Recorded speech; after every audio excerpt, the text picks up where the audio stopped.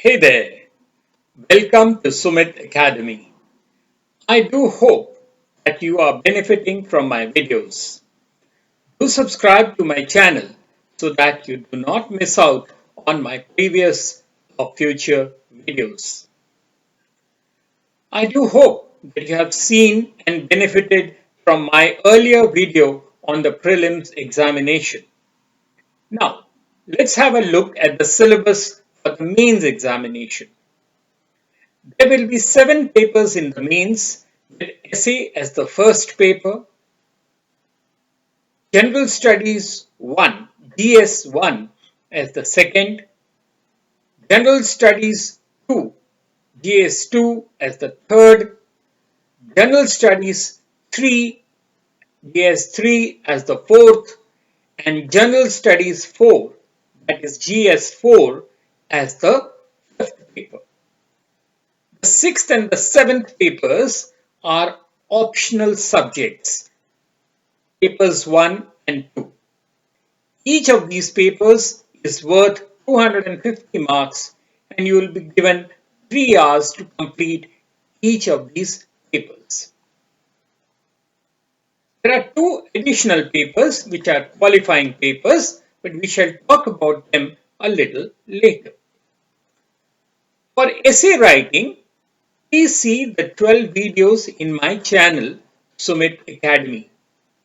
I have covered this paper quite comprehensively, including how to plan and prepare for the essay paper, analyzing the title keywords, forms and types of essays, researching online for our essay, how to write good sentences and paragraphs, and finally, the art of writing the introduction, main body, and the conclusion.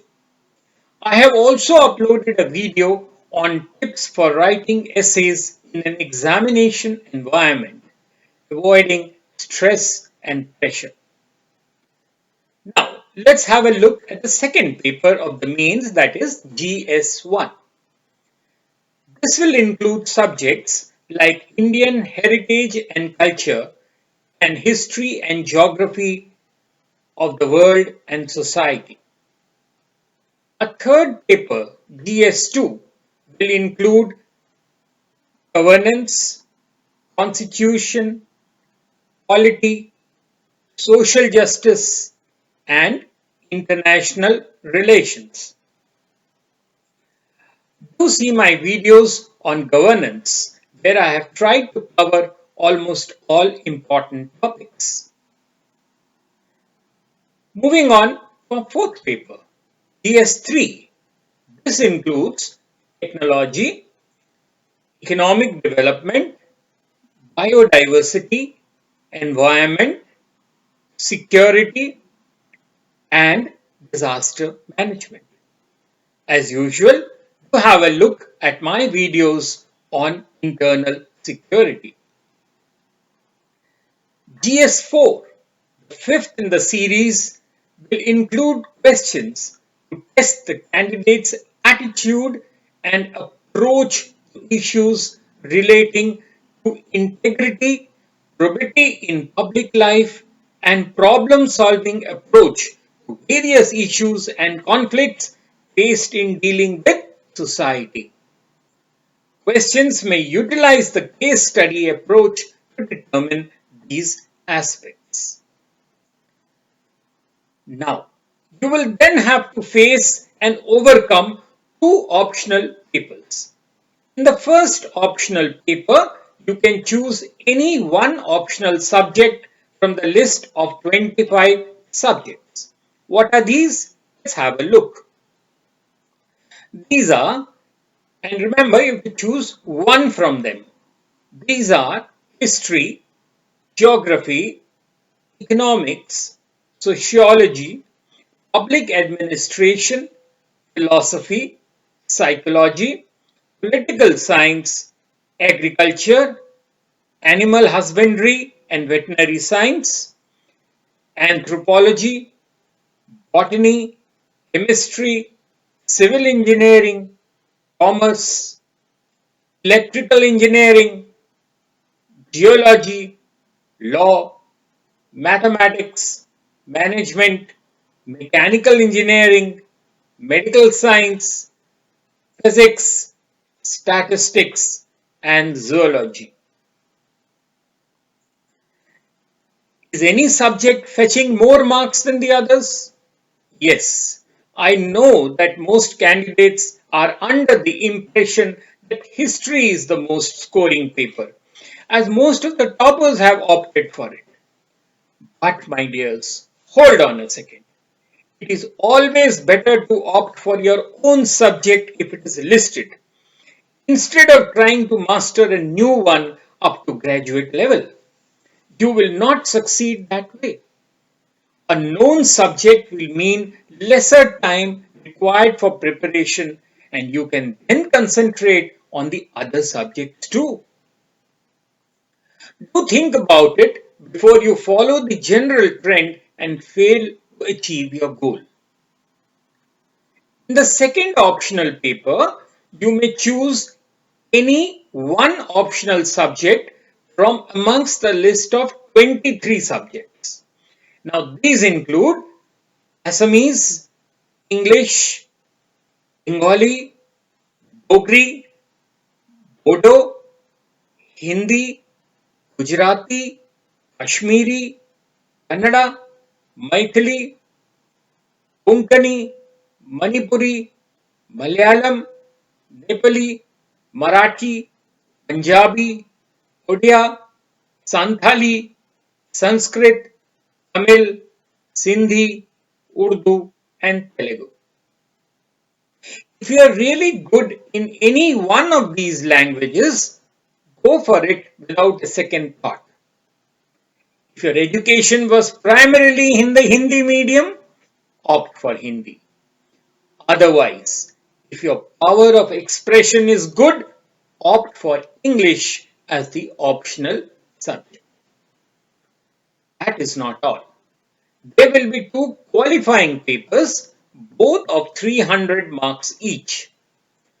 Both these papers are compulsory except the first one, paper A, for those hailing from Sikkim, Arunachal Pradesh, Nagaland, Manipur, Mizoram, and Meghalaya. For them, this paper is not required.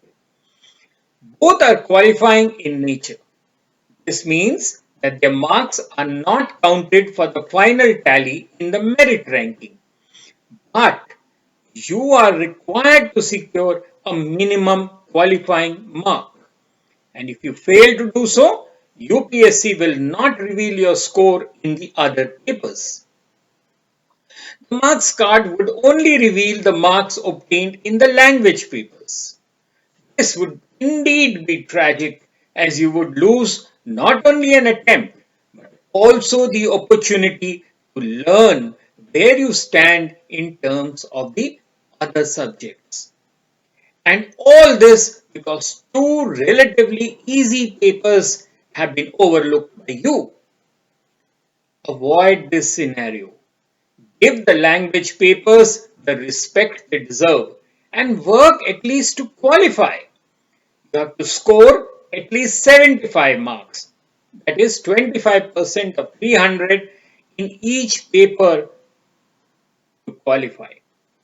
You will have to answer the English and Indian languages paper in the respective languages, that is English and the Indian language you have opted for, of course, except where translation is involved.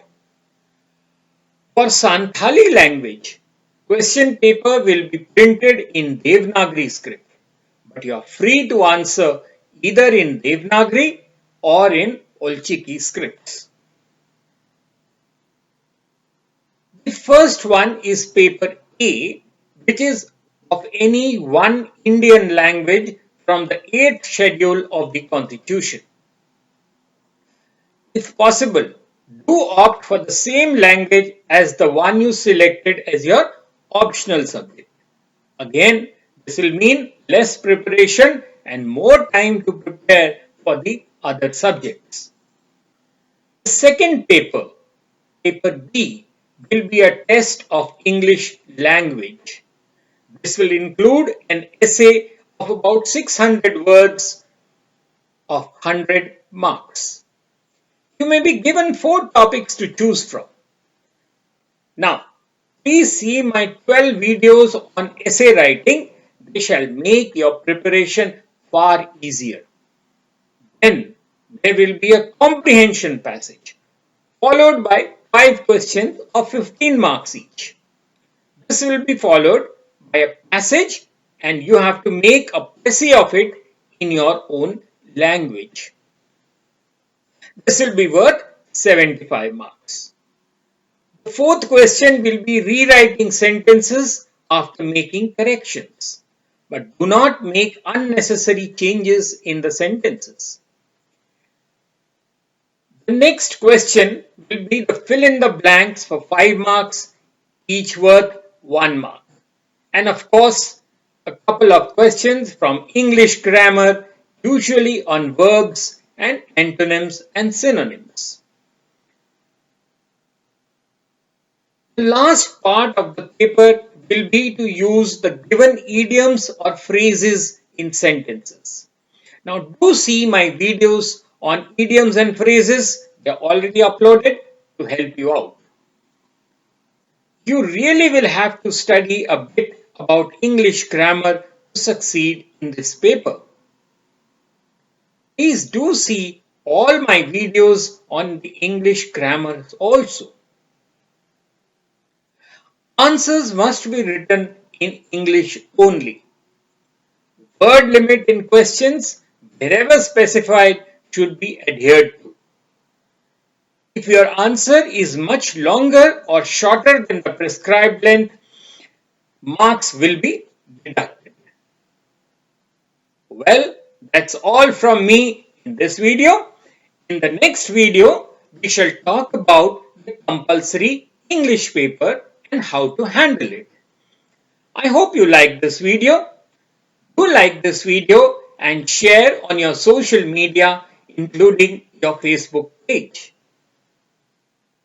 And do subscribe to my channel so that you do not miss out on my previous or future videos. Till later then, cheerio.